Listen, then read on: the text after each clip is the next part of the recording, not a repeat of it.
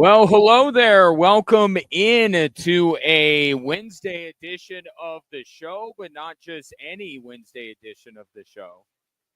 A Wednesday edition of the show coming your way live from Trainwreck, just a couple of blocks south of Widener Field. The official address, 812 South Sierra Madre.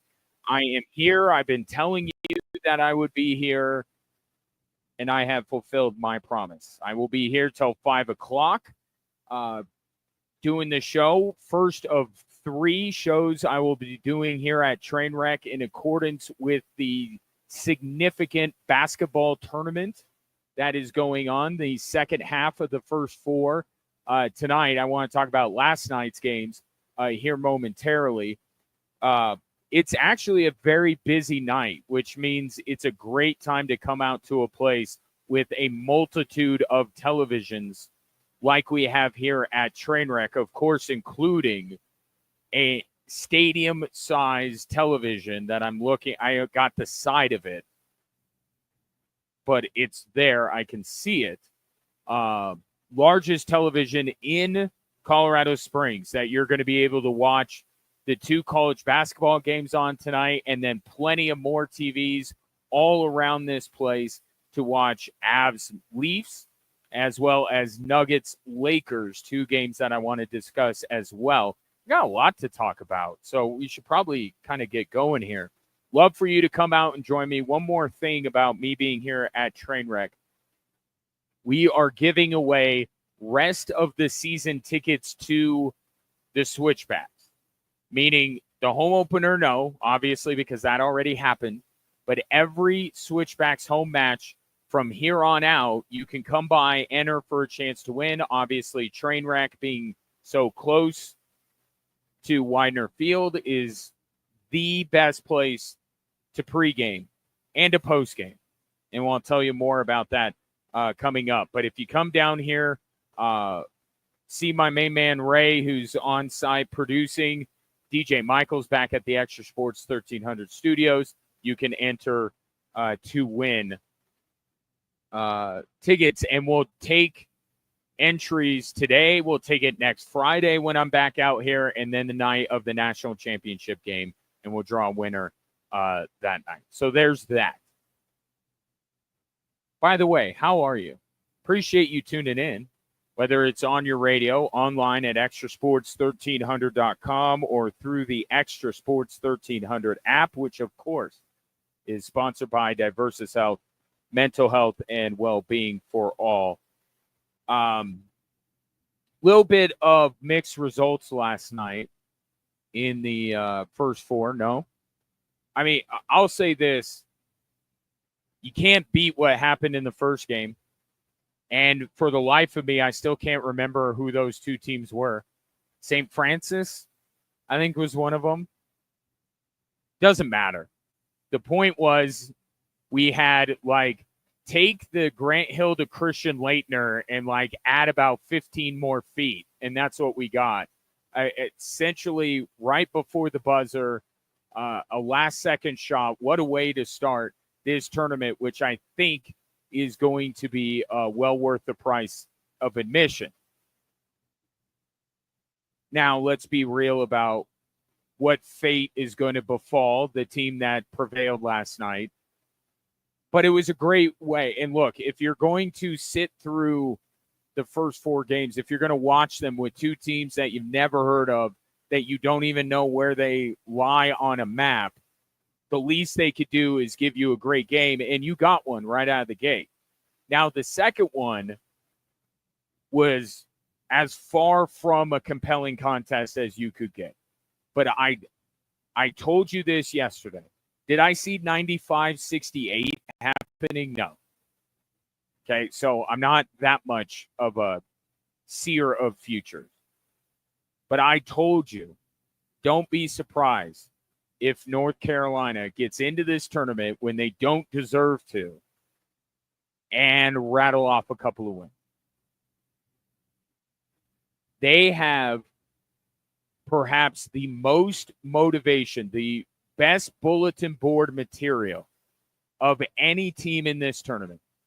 They are the only one. Yeah, there's some seed here and there that people have problems with, but for the most part, everybody's okay with the seed. But the biggest thing is North Carolina getting in.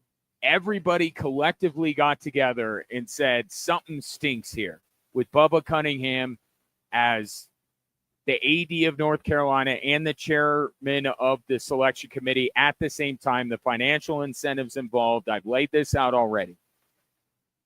No one else in this tournament has that kind of motivation. You know, athletes talk about all the time, us against the world, nobody believes in us. And sometimes you laugh at teams like that because they're like, who's disrespecting? No, he's disrespecting you. I think I saw a post from, I think it was a college player. Maybe it was on Florida or Auburn. I don't know. At the time, they were ranked number one. And he had a post where, and the reason I saw it, not because I follow the guy, but because it had been kind of lampooned on social media, where he's like, nobody believes in us. And it's like, you're literally the number one team in the country. So we kind of snicker at athletes who try to manufacture that chip on their shoulder. North Carolina doesn't need to manufacture anything. Okay? Everyone is saying they don't deserve to be here. And they took out all of their frustrations on a team that, and it's, we have to be clear here. And I've heard other people say it. I heard Jason Horowitz last night say it on our coverage from Westwood One. Just because a team wins does not mean they deserve to be in the first place. This is filed under two things can be true. North Carolina can not have deserved to get in, but they can also match up well enough because that's what it is this time of year, right? It's matchups, it's momentum. They can match up well with the team and beat them. That doesn't mean they should have been in the first place. And what you saw last night was a favorable matchup for North Carolina. Very favorable.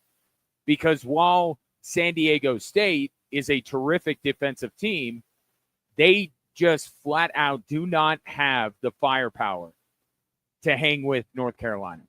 They just don't. And I saw that going into last night. And so I guess if you want to be frustrated with anybody after last night, be frustrated with San Diego State that Brian Dutcher's defense couldn't put up more of a resistance against North Carolina. And North Carolina has some NBA guys on their roster.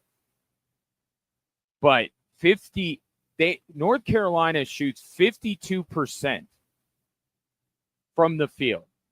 They shoot 58% from three-point range. They made mincemeat out of San Diego State. And it's like you can't put up a better fight than that. We've been banging the drum all week. North Carolina doesn't deserve all week. It's been like 2 days.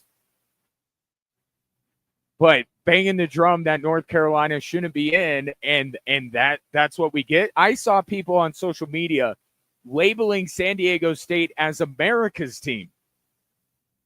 And I guess now that I'm thinking about it, like the team that is currently labeled America's team, severely disappoints at every possible turn. So this does not mean North Carolina should have gotten in. It does not mean that the selection committee was at least at a subconscious level influenced by Bubba Cunningham's mere presence on that committee. All of that can be true, and also San Diego State could not have shown up and been a very poor matchup for North Carolina. So now we see where North Carolina goes from here. I actually don't hate their matchup either. I've been debating the possibility that Ole Miss is a little fraudulent. I follow Chris Beard since he was at Arkansas Little Rock. I think he's a good coach. I think what we're going to see here Not that, and again, it's kind of the same thing as North Carolina, but the opposite way. All of these SEC teams deserve to get in. However, some of them could get exposed.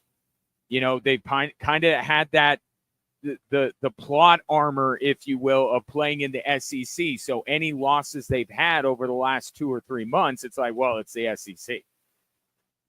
There are some deficiencies on some of these SEC teams. Not Florida, but a lot of these other ones have some pressure points that could be exploited.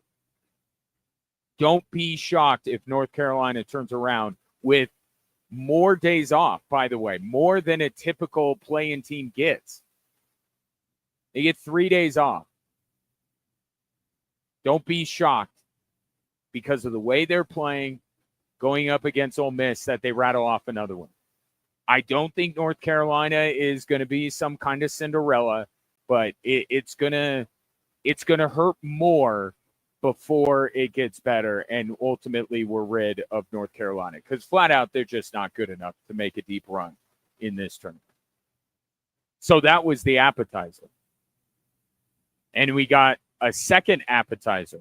So that was the salad, and now the soup is being served to us tonight with a couple of games, American and Mount St. Mary's, which, by the way, when I think it was on Chris Russo's radio show, he was doing a selection show, and Bubba, not Bubba Cunningham, but his assistant came on, assistant to the committee chairman, came on, and Chris Russo pressured him a little bit to say which teams, and he knew the answer, but he's like, which teams in the tournament did North Carolina beat? Because that's one of the metrics when we look at this bracket, right, is to say, all right, they're 5-1 against teams that are also in this tournament, and we look at that as a barometer of how deserving or just how good they are. And this guy, I kid you not, with the straight face, I think it was audio, says without hesitation, American. That's who North Carolina beat. That is the only tournament team that North Carolina has beaten. That's their answer. So now let's find out what all the fuss is about. That somehow beating American made North Carolina worthy of getting in the tournament. Now we see American in the first of our 2 games here on Extra Sports 1300. And then the second game, I actually am really intrigued by the second game. I think it could be good between Xavier and Texas. But, of course, there's a lot else going on. Avs and Leafs. So you get Austin Matthews, you get Nathan McKinnon. That's always a fun matchup. And then we will certainly peruse. I got Ray on the injury report. So up to the minute. LeBron definitely no. Luka, question mark. Jokic, Murray.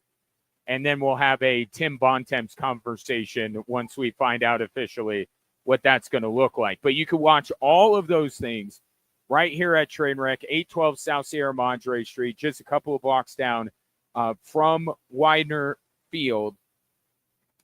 And reminder for those of you looking for a place to watch the tournament and may think, well, Trainwreck's not going to be open at 10 a.m. Yes, they are. Yes, they are. Tomorrow morning, they are opening early just for you to come out and watch the first round of the tournament. They'll do that on Thursday. Tomorrow, they'll do it Friday. And they'll even throw in a few breakfast options on their menu to fit the time of the day. So if you're looking for a place to watch tonight, Trainwreck. Tomorrow, Trainwreck. I will be back to Trainwreck to discuss a big bit of news regarding the professional soccer team that lives 2 blocks down the road from where I am currently seated. Ryan Kaufman, live from Trainwreck on Extra Sports 1300.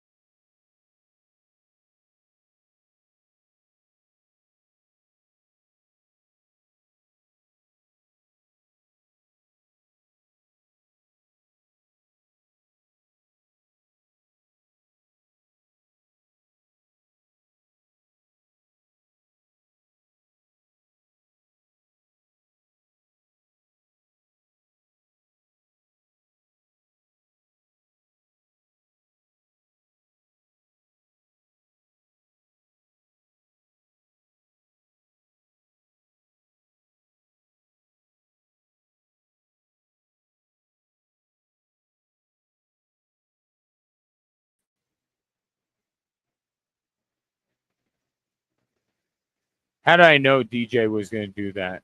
Always in the mood, always finding the right music to set the mood to.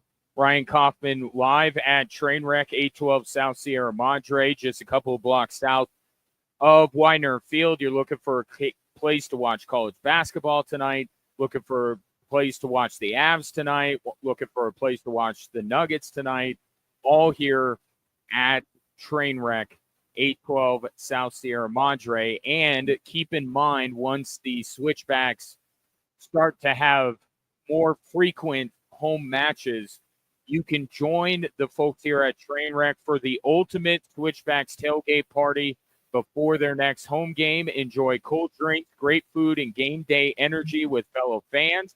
And they're kicking off the fun before every home game this season. So don't miss out. Grab your crew, come early, and tailgate with the folks here at Trainwreck. And I'm jealous that I can't join you because I'm stuck in a radio booth at the time you would be here at Trainwreck.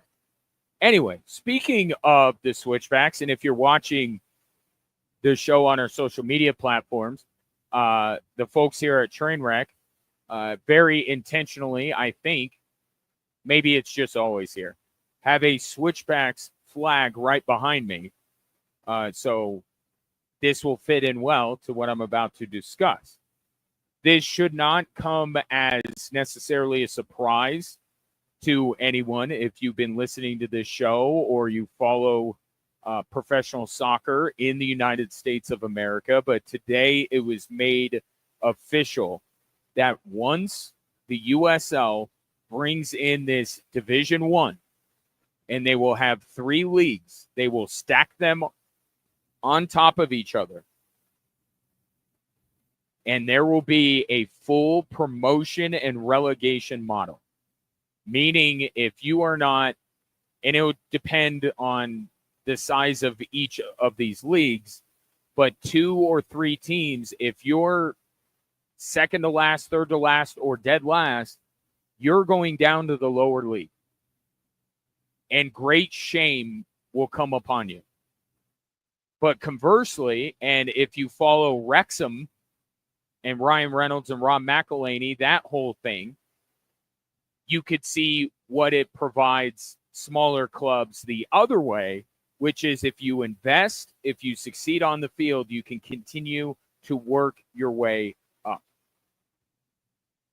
So, I mean, think about it, and this isn't a great example because the USL League One team, Northern Colorado Hailstorm, folded going into this year. But just imagine that they still existed because you're familiar with the size of that club and where they are. Imagine they play their way all the way up to be able to play the Switchbacks, right? I mean, you could have, depending on what expansion looks like moving forward, you could get the Switchbacks against an in-state rival. You could get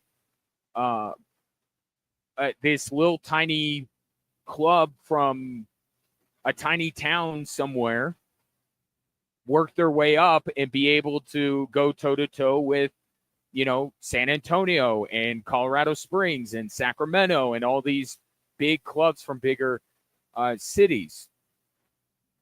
So it's a form of the sport that exists and is part of the draw in Europe. If you follow the Premier League, this is how they do it. And it's a preferred, I guess it's a purist form of a league structure to have promotion and relegation. I think the most significant aspect of this, how often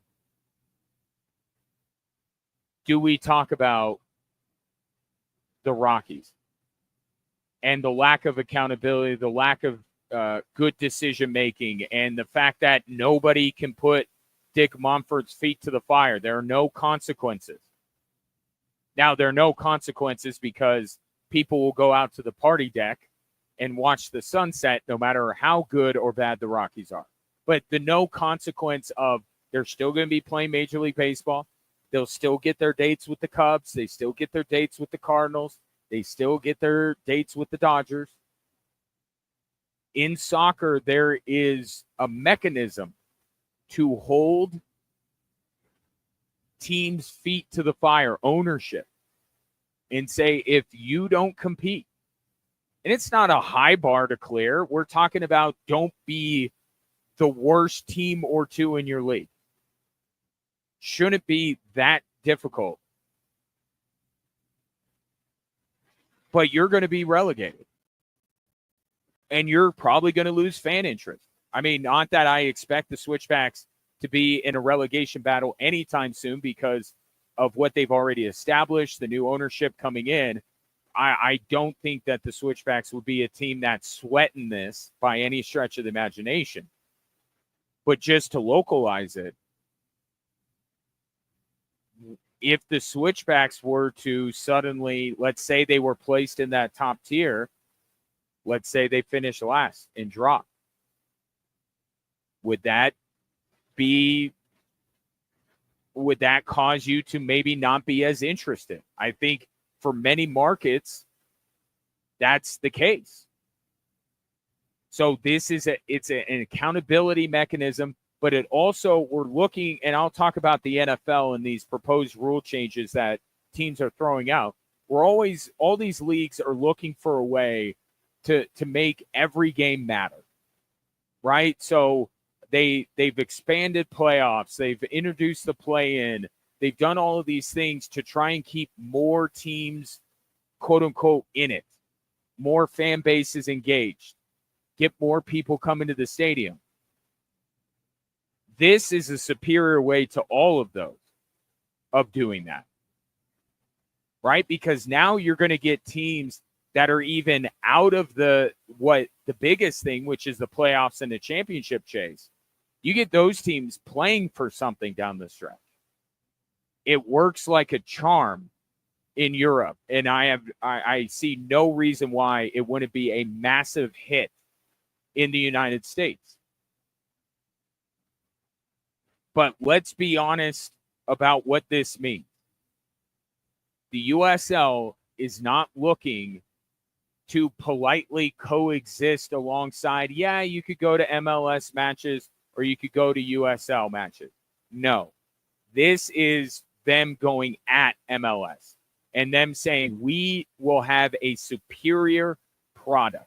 Now they got to figure out, salaries, part of why MLS can afford Lionel Messi and David Beckham and all of these big-time stars is because the investment that the Rapids, Kroenke, and all these other owners made into the league is protected because they are a franchise model. They're not at the risk of being relegated. So in order for the USL to really go at MLS, they're going to have to start luring players away at some point. It doesn't have to be 3 years from now, no. But at some point, they're going to have to start, and salary is where that begins. But they will say, look, if you want a better product, if you want a more European model, we have it. And MLS, you got a bunch of teams that are just collecting paychecks. You got a bunch of teams that are continue to flounder with no, consequence. We got this. And I think I wouldn't say it's long overdue just because you can't just go two leagues, right? It can't be you're going down, you're going up. You got to be able to drop a little bit further and advance a couple of stages as well. So it's not long overdue. You needed the system in place to be able to implement it, but now they do. And it is certainly, for many soccer fans, a welcome sight to have promotion and relegation starting up when this League One starts up here in a few years. And the questions I still have about, are they going to make you invest in a bigger stadium if you're in that top league? Because in England, if you get promoted, they make you make capital improvements to your stadium. So there's a lot, kind of like the league itself and how they're going to get around some of these things like stadium size and all that. They're going to have to figure that out, but they got a couple of years.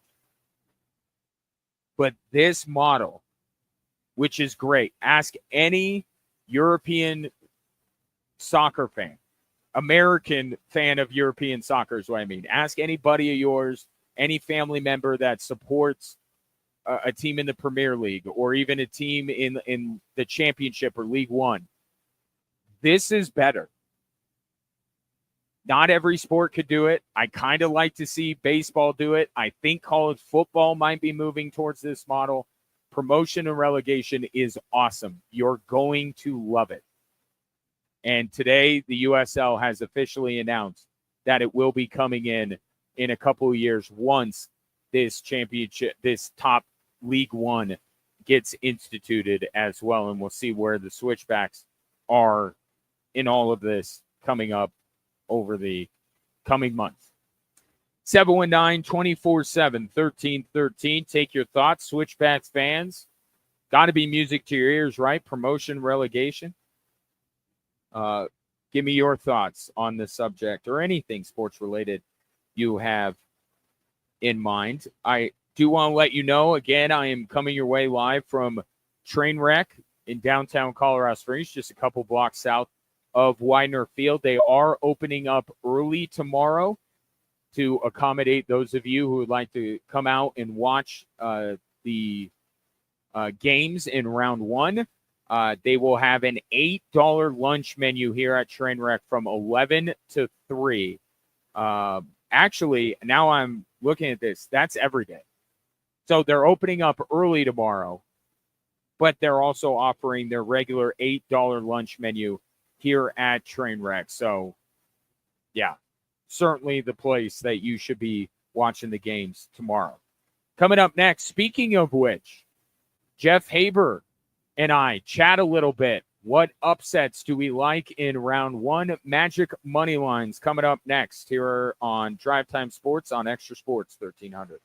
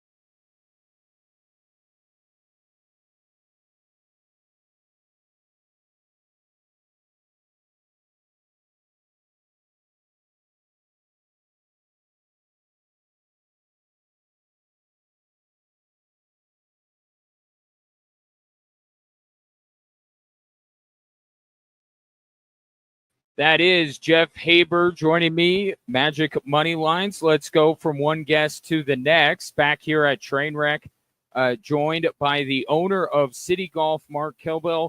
Mark, good to have you. Thanks, Ryan. How are good you? To be here. Well, hold that microphone up close there, and we'll chat a little bit. So, I saw this announcement the other day. In fact, since you're sitting by my computer here, I can look. Who's that? Who did I? Yeah, it looks familiar. Yeah, be careful of that guy. Yeah, looks like a nefarious character. So, big announcement that City Golf now running things here. The golf simulators. People who have come to Trainwreck may be familiar with that, but now that's City Golf. So, just no one can explain it better than you can. So, just give us a sense of City Golf COS and what it's all about here at Trainwreck. Well, thank you for having me, Ryan. We're excited about it. You know, this is a great location, growing all the time, and we're the only indoor golf option south of Garden of the Gods. Mm-hmm. So our location's very good, and we'll have great instruction here. We'll have league play. We'll have special events surrounding the Masters, the Senior Open at the Broadmoor. Things like that. We'll have theme nights with themed beers here. We'll do Irish whiskey tasting, and then we'll play a course in Ireland, one of the famous ones like Ballybunion or whatever. So we're really excited about offering that to this end of town and just having it as not only an instructional option, but a really great entertainment option too for all these great new apartment buildings down here and all of the downtown area in certainly Point South. Absolutely. And speaking of the instruction side of things, you are no stranger to golf instruction, but also the golf scene here in Colorado Springs, right? Yeah, I was fortunate enough to be the head golf professional at the Broadmoor for nearly 20 years, and then I kind of shifted over to teaching there, and I've taught there for the last 5. So I've been in town about 25 years, all associated with the Broadmoor. I also teach out at the Air Force Academy. And this is just a great supplement to what we do in regards to instruction because we have all of the outdoor options, but this is certainly a great option for wintertime and when the weather isn't so great. Yeah, and look, we are spoiled because I think we can get out on the course a little bit more than people in some other places, but especially with yesterday with the weather that was, having an indoor option is certainly a good thing. So, if somebody's like, all right, I'm in, I want to get instruction from one of the best, how does someone go about it? Well, our website's up, so they can look us up online, citygolfcos.com, and we look forward to getting a hold of you in regards to whatever the great thing about that space down there, Ryan, and you saw it, it's really cool space. We can use it for anything.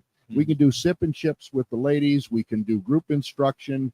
We can do ball fittings, which I think are sort of an underappreciated area of why you play. You know, why am I playing this ball? Why am I playing a Callaway or a Titleist or a TaylorMade? Things like that. Grip fittings, very underappreciated. We do a lot of club fittings here, but we want people to think about us when it comes to entertainment too. Bringing out the family, bringing out your buddies, bringing out your girlfriends, and we're going to have great league play.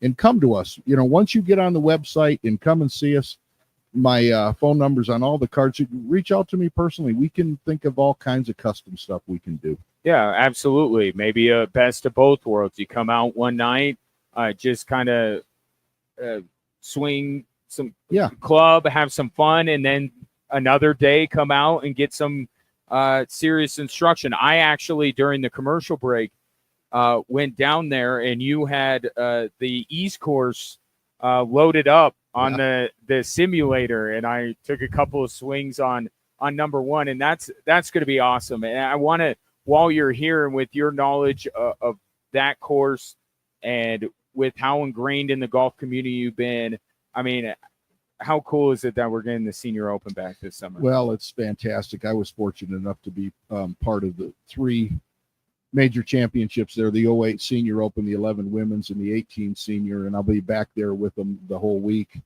on a volunteer basis. But we're going to, since I have some familiarity with it and some familiarity with the people there, they can put me anywhere. But the Broadmoor is obviously, the green complexes are the great equalizer there. The people that putt it well like the Broadmoor. The people that don't putt it well, kind of like Greg Norman, he didn't like it. No, he didn't, did he? No, he didn't. But it's it's very difficult. And great players, including Jack Nicklaus and Arnold Palmer, said the Broadmoor greens are one of the top 2 in the country with Augusta. One of them had them 1-2, Augusta being the hardest, and the other one had them 1-2 being the Broadmoor being the hardest. So, that if you can handle your short game here, you could play. And so it's going to be another great championship. Obviously, the advantage goes to the younger guys, a little closer to 50 when they got a little more in the tank. But the Broadmoor is a great venue. The players, the wives, everybody loves having a major championship there because you have so much more there than just the golf course for the families. All of the restaurant options, all of the options, the shopping.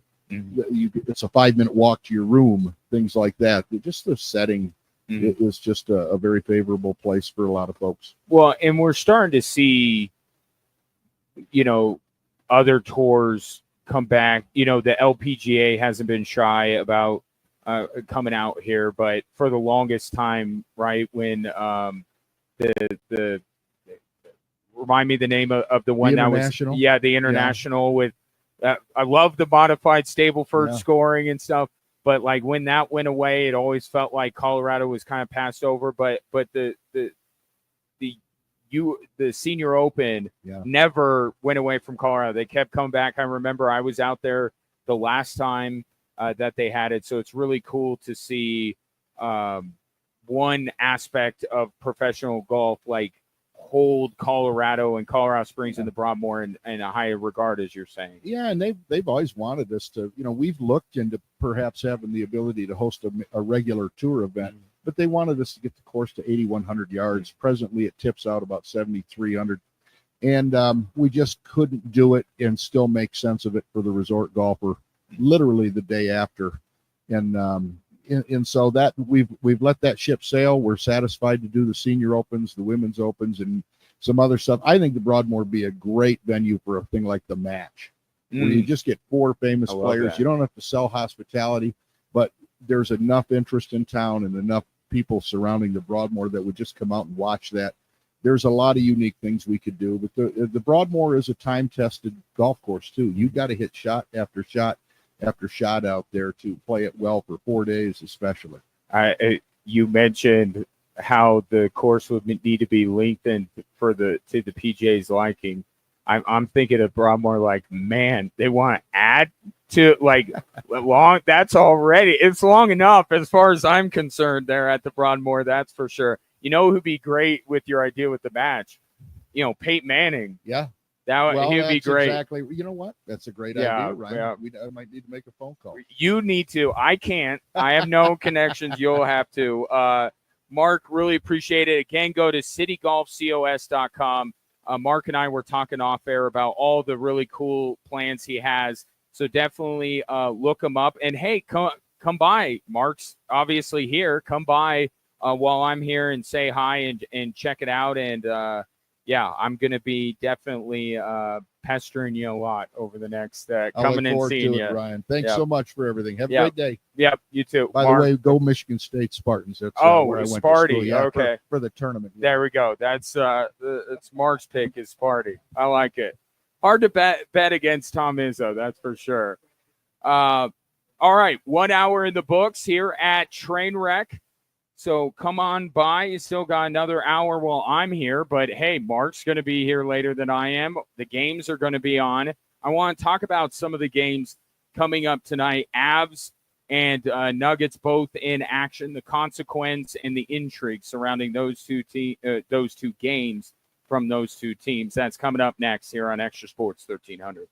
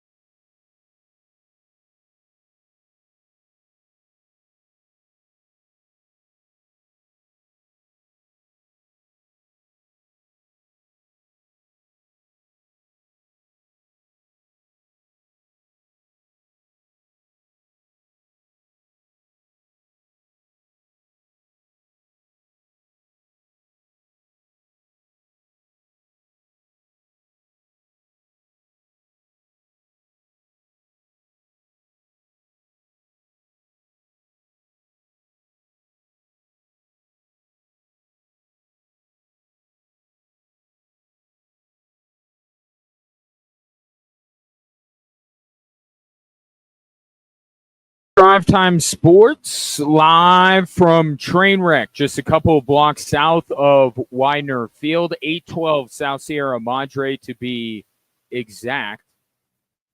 Be here till 5 o'clock broadcasting the show because we have the first four, I guess the second half of the first four tonight. It'll be American and Mount St. Mary's, followed by Texas and Xavier.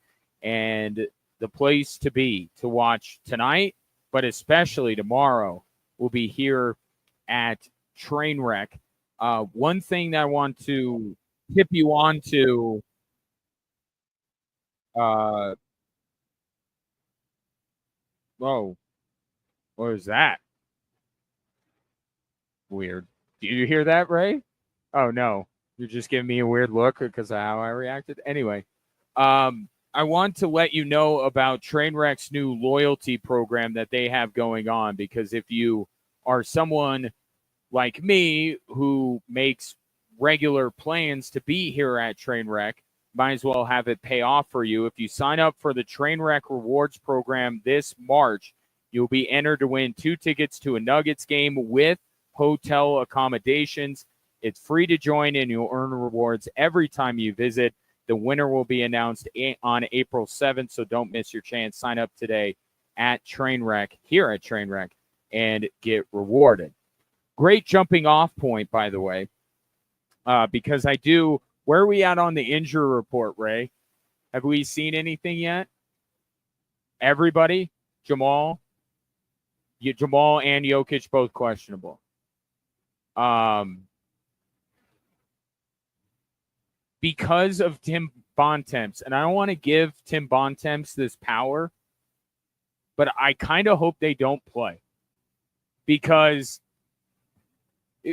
look, I'm not going to rehash the whole thing from yesterday because it was such an idiotic take from him on Get Up yesterday that I don't even want to justify it by giving it breath. But if there was any hope of kind of like making him look bad, it would be that they also didn't play tonight, because his entire premise is they were being rested for tonight. They were being rested for the Laker game when they could have been rested for during the Wizards game and played the Warriors and Lakers game. Is this game nationally televised tonight? It is. ESPN. So same rules apply. So I kind of hope just to this is where I'm at. We're in the middle of this consequential Nuggets season where I still don't know if they're really good enough to win a title. And there aren't that many games left for them to try and do that. And here's one game tonight that can maybe show me something. And I'm like, I would like to spite some random NBA guy on ESPN. That's where my priorities lie for tonight's game. Although, to be fair, no LeBron tonight. What's Luka's status? Iffy? He might be in. Still, though, Luka without LeBron is still not the Laker team that you're expecting to see come postseason. So, yeah, I'm kind of like, let's spite Tim Bontemps. Let's have the Nuggets keep out Nikola Jokic and Jamal Murray another game. But then the other part of me is like, I'm playing into the hands of that doofus, right? I mean, you are, because if you're worried about how it looks, if Nikola Jokic and Jamal Murray play tonight, then you're lending credence to what he was saying, that they were load managing Jamal Murray and Nikola Jokic intentionally against the Warriors.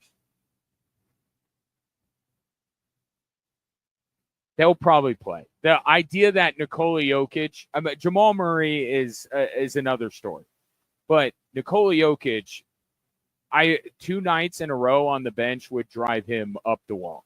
So my guess is definitely Jokic, and I'll say a soft yes on Jamal Murray. So we'll see what that, and obviously the consequence of tonight's game is whether no matter who plays, right? Because of how tight everything is in the Western Conference. Right now, the Nuggets are percentage points behind, or they're not even percentage points. Oh, they're head-to-head tiebreaker behind the Rockets, who, by the way, they'll see later this week, I believe. So the Nuggets right now are the 3 seed. If the season were to end today, they would play the Warriors, who they are able to beat with no Jokic, no Murray, no Brown, and with somebody named Spencer Jones playing significant minutes for them. Not worried about it. I think the Warriors are better with Jimmy Butler for this year, and I think eventually Jimmy Butler burns the Golden State Warriors organization to the ground. But for now, what is it, 11 straight now? Everyone talks about the Nuggets being the Lakers' daddy, and I get that's what people want because it's the LA thing and it's the LeBron thing.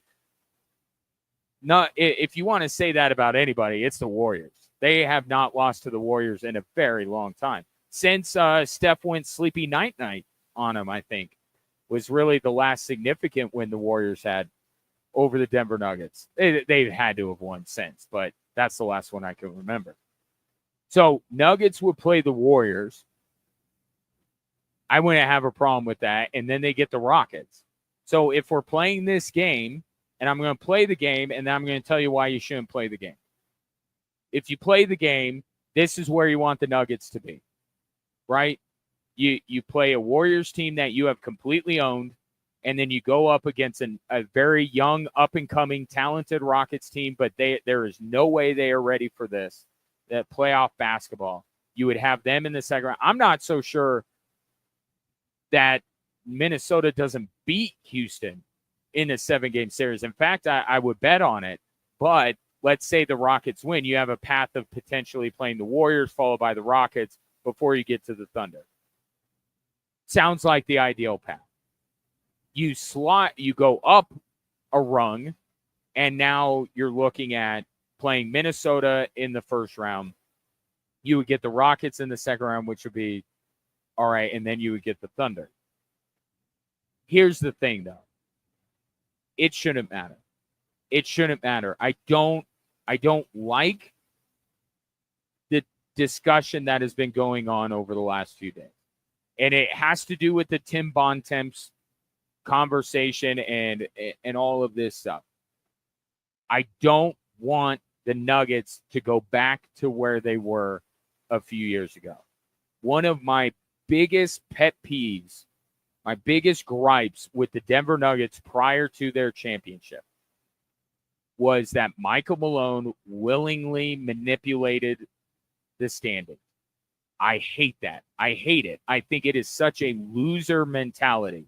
And I thought it was a loser mentality when the Nuggets hadn't won anything.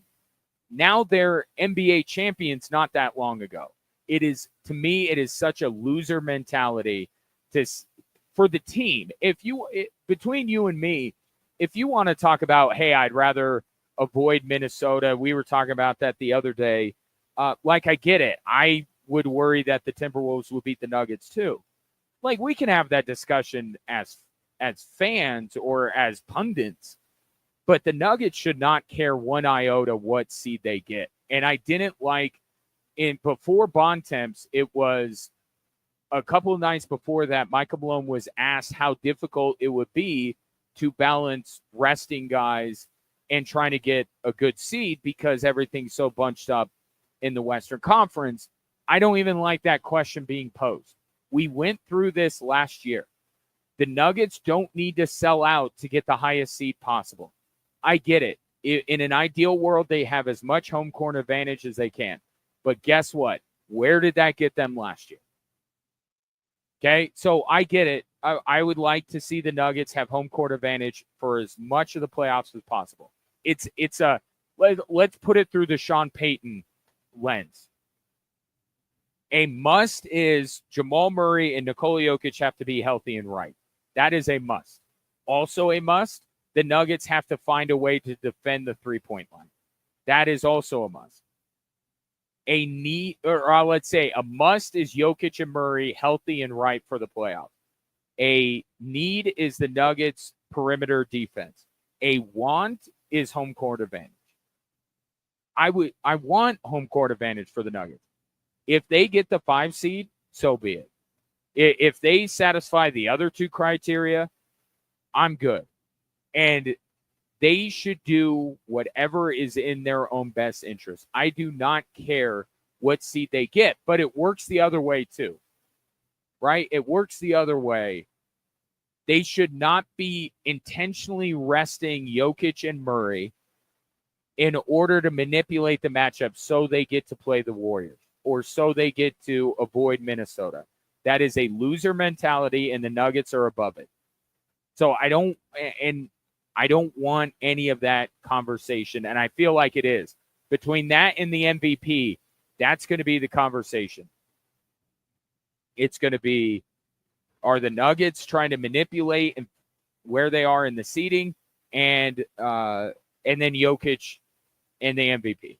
That's what it's going to be.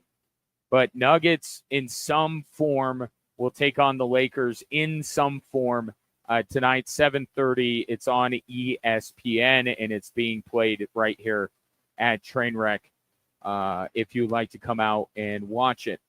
Let me piggyback on that since I'm on the subject of the Nuggets, and we'll get into the Avs after that. We are getting to the point, and for so long, I have been of the mind of I don't want to hear about Shai Gilgeous-Alexander being a free throw merchant. I don't want to have an MVP conversation that gets just as toxic as when Joel Embiid and Nikola Jokic were. And now, thankfully, none of us will do the thing that Kendrick Perkins did to make that MVP debate as toxic as it was. But the toxicity level goes up when the argument, it becomes arguments against guys. And then it's, well, Shai is a free throw merchant, and he wouldn't be nearly the player he was if he didn't foul bait and all this kind of stuff. I don't even want to get into that. You know why? Because Nikola Jokic doesn't need it to have a better MVP case. But I think we're at the point now where we need to start talking not about Shai. I would like someone who is saying Shai should win the MVP. I need to know from somebody who is supporting SGA for MVP, what is the argument against Jokic? I need to know, because I don't like to have that conversation, but it's getting to the point where it just seems like there are so many voters who are willfully turning away from Nikola Jokic for no other reason than they want the news story. And we can't keep doing this. We did this with Embiid, and everybody the very next year said, my bad, we shouldn't have done this. It's going to happen again. And in order for me, and this is kind of the imposter test here. Okay, are you picking Shai to win the MVP because you legitimately think he is, or you just don't want Nikola Jokic to get another one? And here's the test. Tell me why Nikola Jokic shouldn't get the MVP. And by doing that, and feel free to do this with your friends, family, allow it to replace a conversation about Ukraine if you'd like. It might get just as heated, but maybe give it a shot at the dinner table or at your next family gathering. Because it's getting to the point where the only answer to why Nikola Jokic shouldn't get the MVP, because they already won. I can't. I went back and looked, because there were 2 years with Michael Jordan where voter fatigue led to Michael Jordan not winning the MVP. It was 1 year, I think 1 year was 97, and 1 year I think was like 1993. Don't quote me on those years. But 1 year Karl Malone won, and 1 year Charles Barkley won. So I went back and looked at those years. And we also have to understand that Nikola Jokic impacts the game statistically in more ways than Michael Jordan did. I'm not saying he's a better player, but I'm just saying there are numbers that you can use with Nikola Jokic in a variety of different categories that you couldn't with Michael Jordan. But Michael Jordan, easy eye test, dude, he's the best player in the world. 1 year, Charles Barkley got it. 1 year, Karl Malone got it. I went and looked. Like, Karl Malone was like third in scoring and second in rebounding. Like, maybe because it was Jordan, there was this idea of there being voter fatigue because it's Michael Jordan. Why in the world would you vote for anyone other than Michael Jordan? But there was like a case. Utah was one of the best teams in the NBA. Karl Malone was statistically one of the best players and in some ways superior to Michael Jordan that year. So I think there was a legitimate argument, not saying I would have voted for Karl Malone. And the same with Charles Barkley. Like, there are some things there that I look at and I'm like, maybe it wasn't necessarily voter fatigue for everybody. People who are supporting Shea don't have that. They have one stat category, and it's scoring. And they have another team thing with standings. But the Nuggets, I get it. They're 12 and a half games back. But they could be the second seed when all is said and done. And the only statistical category that Shea would have over Jokic is scoring, and the difference would not be that great. It's getting to the point where the only answer to why Jokic should not get MVP is because you want to see somebody else. And that's not how we should do it. It's not how we should do it when we elect our politicians. We shouldn't just be saying, hey, we're going to take this super qualified guy and we're going to vote him out just because we're tired of seeing his face. That's not a good reason, because that's how you have, not to get political here, but that's how you get the Congress that we currently have. It's not a good reason. I just want to see something different. It's not a good reason to vote against Nikola Jokic. And it's getting to that point where it just seems like that is the argument against him. So there's that. We'll see if he plays tonight and can add to his MVP case. Although for Stephen A. Smith, Nikola Jokic could walk on water on his way to 40 points, 40 rebounds, and 40 assists the rest of the season. And Stephen A. Smith has been on the record and very clear. It does not matter what Nikola Jokic does. What a wild, wild thing to say. But I'm also not so surprised with the guy that is employed by the same company as Kendrick Perkins and Tim Bontemps. 719-24-7, 1313. Coming up next, let's talk a little Avs Leafs. This should be fun. That's next here on Extra Sports 1300.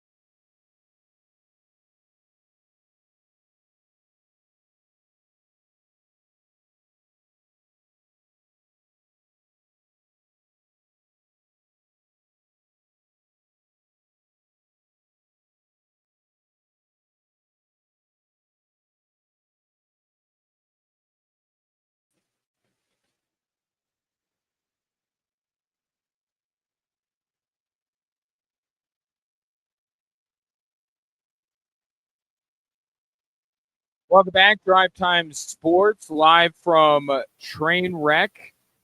Keep in mind, tomorrow night, obviously they open up at 10 a.m. tomorrow, special for you to be able to watch the tournament. But also, they will have their Oscar Blues Pint Night tomorrow. If you come out a little bit later from 4 to 6, Oscar Blues Pint Night here at Trainwreck, and they do a lot of different, whether it's beer that you're into, or maybe it's like proper number 12. They do a lot of different giveaways and nights and stuff. So they always have so much going on here at Trainwreck. They could literally just exist with 2 acres of indoor and outdoor entertainment and a great menu and a great selection of beverages and a bunch of TVs, including the largest in Colorado Springs, to watch sports on. Like, that alone would be enough, more than enough.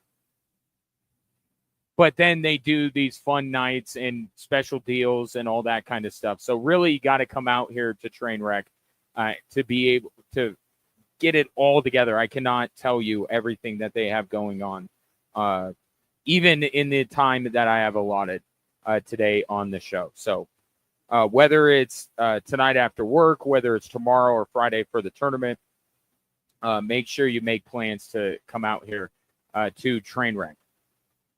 One of the games that they will be showcasing on their many, many television sets around this fine establishment is coming up at the top of the hour. Well, actually, it's probably about an hour from now, because we know the NBA and the NHL and every league never starts right at the top of the hour, as much as I would like them to. Coming up within the next hour, the Colorado Avalanche will be taking on the Toronto Maple Leafs. Now, just like I was discussing the consequence for the Nuggets in their game tonight, regardless of who they're playing, the Avalanche have some significance to every game they play from here on out, because we know that it would take an act of some kind of deity to make it so Dallas and Colorado aren't playing in the first round. In fact, by the way, Gary Bettman was asked about that today, because they announced the next season will start on October 7th. Gary Bettman was asked about going back to the 1 through 8, and he was like almost indignant about the question. Everything I read said that he basically dismissed it. Like, why would you even ask? It's like, Gary Bettman, you did the 4 nations, and we are eternally grateful. But, like, you don't have to go right back to the way you were. Like, you can do other things to better serve your fan base, like going to 1 plays 8, 2 plays 7, 3 plays 6, 4 plays 5. It makes all the sense in the world to put Dallas and Colorado up against each other in the first round. It would be better if that was the Western Conference Finals. But just dismissed it. Like, what a ridiculous idea, even though the NBA does it. The NFL does it. Now they have a bye. That's a different story. But, you know, the higher seeds play. I hate it. I hate the format. And I don't like that we're going to get Stars Avs right away. I do like that we're going to get Stars Avs at some point. So home ice in that series is going to be decided here over the stretch run. The Central Division, forget about it. Dropping completely out of the playoff spot, I just don't see it. It is, will they have home ice over the Dallas Stars, which I think could be significant. But outside of that, I just think it's a fun matchup. Like, there's a lot of skill on both teams. And I look forward to when Toronto and Colorado get a play. You know, there used to be a time when outside of Connor McDavid, the question was asked, is it Cale Makar? Is it Nathan MacKinnon? Is it Austin Matthews?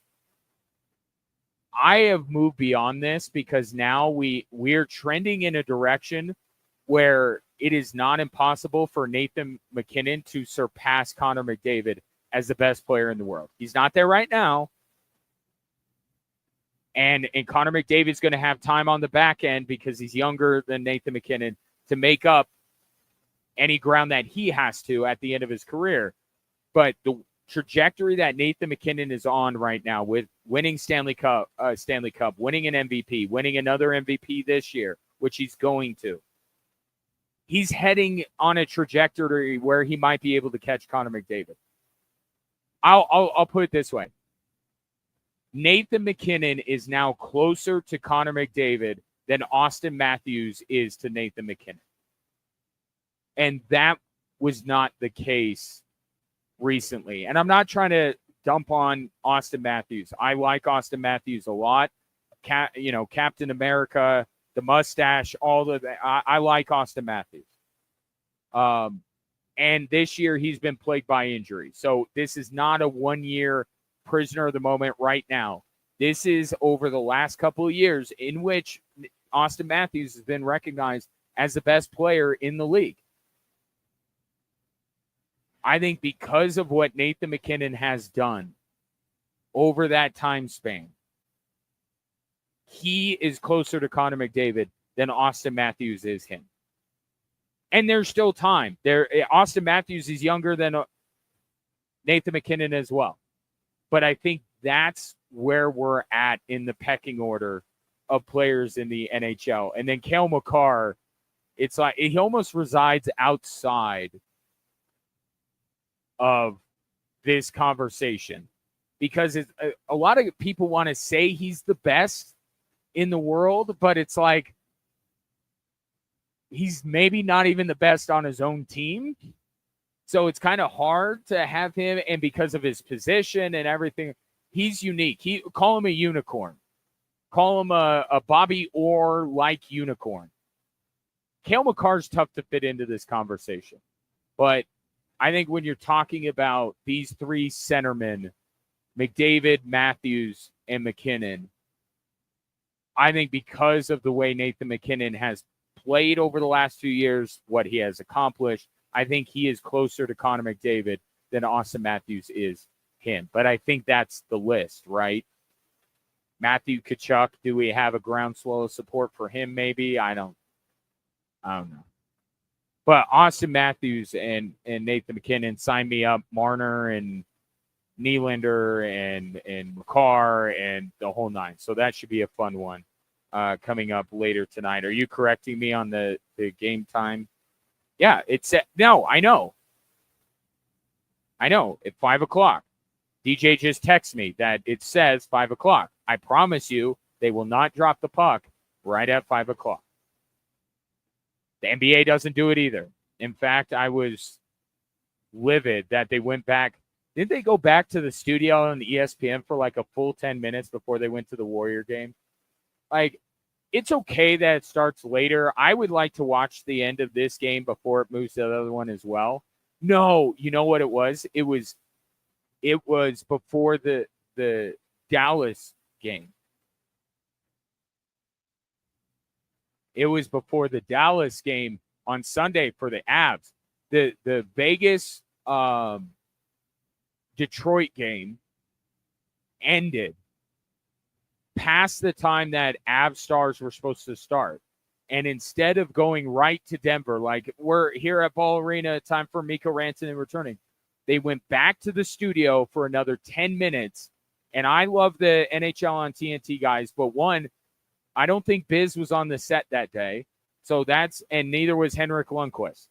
So it was kind of the B squad. It was kind of like when TNT has Dwayne and Candace Parker and that group, like it's the JV, still enjoyable, but it's the JV. And they had him talk for like 10 minutes before they finally got to the Avs Dallas game. It bothered me.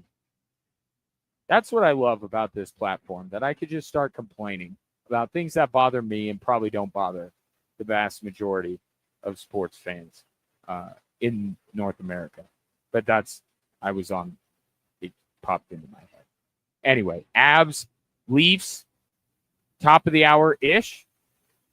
Lakers, Nuggets, heck, probably it'd be 8:30 before they tip that game off on ESPN, given the way they're even worse than TNT. But that game's supposed to tip off at 7:30. And then, of course, college basketball, the two remaining first four games coming up here. In fact, the first game of those last two games of the first four starts in a few minutes. We're going to join in a little bit later. I got one more segment to go here at Trainwreck. Speaking of which, Bristol Pint Night tomorrow as well. So you got Oscar Blues Pint Night and Bristol Pint Night. So either way, you're set. So make plans. Come out at some point tomorrow. There are going to be basketball games all day long. Pick out any one of them and come out to Trainwreck. One more break. We'll attend to any unfinished business, and then it will be on our way to our coverage of the remaining first four games with American and Mount St. Mary's. But in the meantime, let's talk about feeling your best. If you don't feel that same energy, strength, maybe you're feeling a little bit moody these days, it could be low testosterone. Testosterone therapy may be the answer, and you'll find true experts at Low T Center.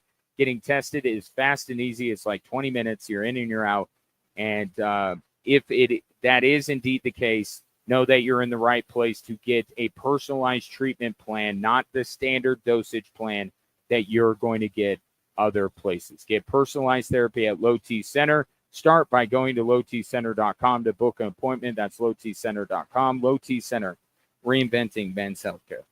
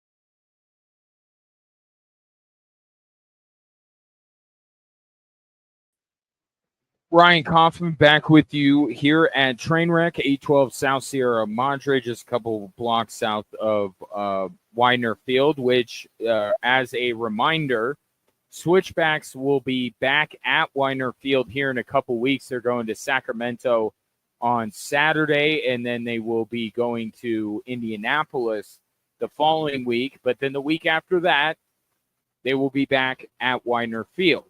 But you could just keep this in mind for any Switchbacks home match. Trainwreck is the ultimate Switchbacks tailgate party stop. Enjoy cold drinks, great food, and game day energy with your fellow fans. And they'll be kicking off the fun before every home game this season. So don't miss out. Grab your crew, come early, and tailgate with the fine folks here at Trainwreck. The Detroit Lions have proposed, and this is the part of the NFL calendar where there are no bad ideas. You notice that? Like, right now is the time where everyone throws out their most ridiculous mock draft ideas. Ray and I were talking because he's a Steelers fan, and I desperately want this for him, but I think there's a 0% chance it's going to happen. I saw a mock draft that had Shedeur sliding to 21, which is completely insane. The whole system is broken. Not only will Shedeur not last till 21, like, he's the best quarterback in this draft. Right now, he is the more proven commodity. He is the safer pick than Cam Ward. And I'm not down on Cam Ward. I'm just saying Cam Ward needs some time. Shedeur's ready to go now. If the league, we always do that, like, how did the league let us get this team? If the Steelers, who have been somehow going to the playoffs every year, despite their rotating cast of characters at quarterback, get a legitimate option, like, watch out, AFC North.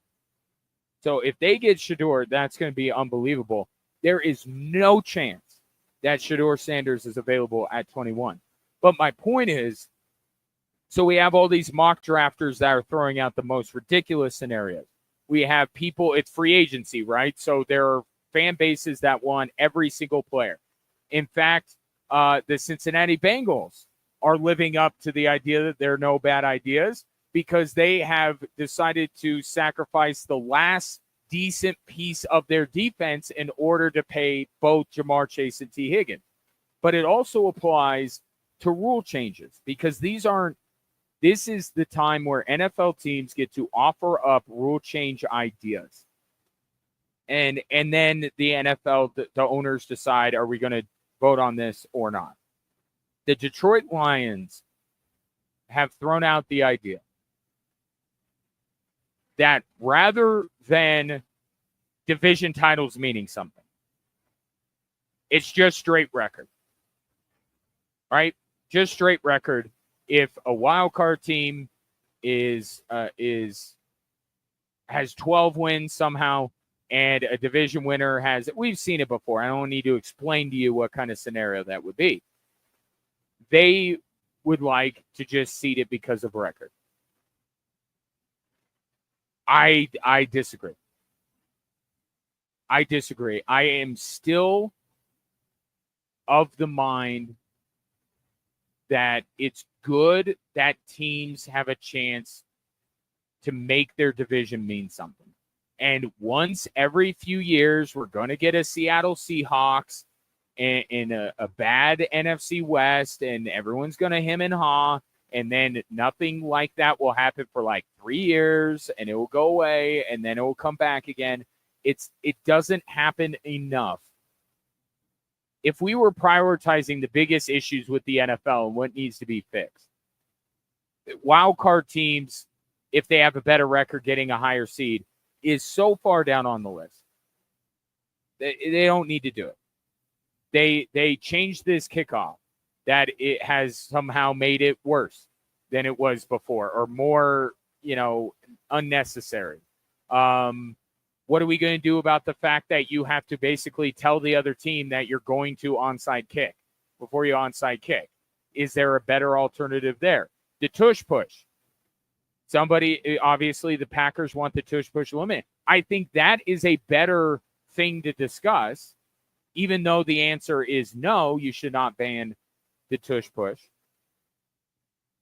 But like, there are bigger things. Like, I get it. Right now, it's like, hey, what's been kind of, being a thorn in your side? And you're the Detroit Lions, and then you're in a very competitive division, and you're like, you know what? This could serve us well down the line. We would like teams seeded based on record, regardless of finish in the division. Right? And that's what teams are going to do. They're going to suggest things that in some way may benefit them at some point. And that's what I read this with Detroit. One thing I noticed, they're not going to change any rules based on all the conversation we had about Patrick Mahomes and him fake sliding and all this kind of stuff. No, nobody wants to change that. No team is asking to change that. I have not seen anything. It was the biggest story in the National Football League. Patrick Mahomes gaming the system. He cannot get away with this. The NFL must do something. Fast forward a few months later, and not a single NFL team is even throwing that out there, that quarterbacks shouldn't be able to do that. Let me put up my Brian Windhorst fingers. Could it be because Patrick Mahomes is not the only quarterback that does that? Could it be that other teams don't want their quarterback to have less protection? Because that's what it comes down to. If you're going to do that, you now forfeit, in a way, the protection that you get under the rules. That could be one potential outcome. Well, no other team wants to risk that. You think Buffalo wants to risk Josh Allen getting lit up? Lamar Jackson with Baltimore? Joe Burrow, if he ever moved more than 3 yards one direction or another, I think the Bengals would want him to have that level of protection. It's interesting. Here's an opportunity. It's a scourge of the league. It's the worst thing in the entire world, what Patrick Mahomes is doing. And here's the chance, here's the moment for the NFL to stand up and say, no more cricket. Interesting. Wonder why that is. And by the way, I would be all in favor of it. I would be in favor. I said it at the time. I don't like that he does that. It would drive me bonkers if I was an opposing team's fan and Mahomes was doing that. I am with you 100% on that. But here's the NFL. No bad ideas. Throw some things out here. Wild card winners should not be punished for being in a good division. And we want to get rid of the tush push. I'd be in favor of it. I'd be in favor of them changing the rules, but clearly they are not interested in doing that. So I can't help them if they're not going to help themselves. All right. Let's see. What else? No show the next 2 days because, as you might have guessed, we have the NCAA tournament courtesy of our friends at Westwood One. I'm going to post my bracket online. Not that you are, dying to know who I am picking, but what I have found is that I need there to be proof, not necessarily to say, to pat myself on the back, but I'm going to be talking about games that I got right, games that I got wrong, just in passing. I'm not going to go round by round because you don't care about that. But in passing, I'm going to say, hey, I had UC San Diego and Yale meeting in the second round, and then I'm going to proceed with my point. And inevitably, I'm going to get somebody, and it's probably not you, it's probably someone that I work with that listens to the show will say, BS, you never pick UC San Diego playing Yale, as an example. So if you're at all interested, my bracket will be up on my social medias later, just so it's there. So it lives in not prosperity, for posterity. Put it up there. But by the way, I am telling you, I still have what I decided to do. I have one bracket, one region that has become my region of chaos. I am not a multiple bracket guy. I am a one bracket man. Ladies, take note. I am a one. I am monogamous in my relationships with the bracket. Very trustworthy. I do one bracket, but I will indulge myself in one region, a region that I'm looking at. And I'm like, there's some things here that I would really like to pick, but I can't because, as I talked about yesterday, I had too many. I had too many upsets. I'm like, there's no way there are this many upsets, but I'm going to keep my crazy upsets in one region. I think that Auburn is the most vulnerable number one seed. I talked about that with Jeff Haber at last hour. I think Louisville is going to knock them off in the second round. I think UC San Diego and Yale both win. I think New Mexico beats Marquette. I have a lot of chaos, and I'm not so sure that North Carolina is not going to beat Ole Miss. So I'm gonna indulge myself up there in that region, and then I'm gonna go super chalk everywhere else as kind of a way to balance it out, because I can't overindulge myself in every region because then it's just too much, and then I'm beating myself up for 3 weeks about how I didn't take my bracket filling out seriously. So that will be up there in case you are interested. And I would legitimately, I said this yesterday, legitimately like to know who you're picking. I would. I enjoy that fantasy football talk, your bets. I'm here for that kind of stuff. I like talking about that. So at Gingerly Tweets, at Kaufman Sports, if you are so inclined. Let's see what else. I do want to again, because there's no maximum amount of times that I can tell you that you need to get back to feeling your best. And if you haven't, the answer may be at Low T Center. If you're feeling a little bit down on your energy level, maybe you're losing some muscle mass, maybe you're gaining a little bit of weight and you're like, this shouldn't be happening. Could be low testosterone. Get tested now at Low T Center and know if that is indeed the case, that you're in the right place, because they offer personalized therapy, not the standard dosage TRT programs that you will find other places. Go to lowtcenter.com to book an appointment. That's lowtcenter.com. Low T Center, reinventing men's healthcare. It has been my pleasure to serve you. Big thanks to the folks here at Trainwreck. Last opportunity for me to remind you tonight to come out, because Avs, Nuggets, college basketball, it's all here. And then tomorrow morning, 10 a.m., they're opening up early just for you to come out and watch the tournament. So do that. Go take advantage of the golf simulator. My thanks to Mark Kelbell of City Golf COS. Check out his golf simulators here. So much to do. Make plans at some point this weekend. Please do me a personal favor and come out to Trainwreck at least one day. I will be back here at Trainwreck next Friday prior to the Sweet 16 as well. So maybe I'll catch you out there. For now, thank you. My thanks to Ray Dominguez here at Trainwreck. DJ Michaels back at the Extra Sports 1300 studios for all the choo-choo train noises. And thank you for listening. Coming up next, we will join the first four, American and Mount St. Mary's, to be followed by Xavier in Texas. I will talk to you on Monday here on Extra Sports 1300.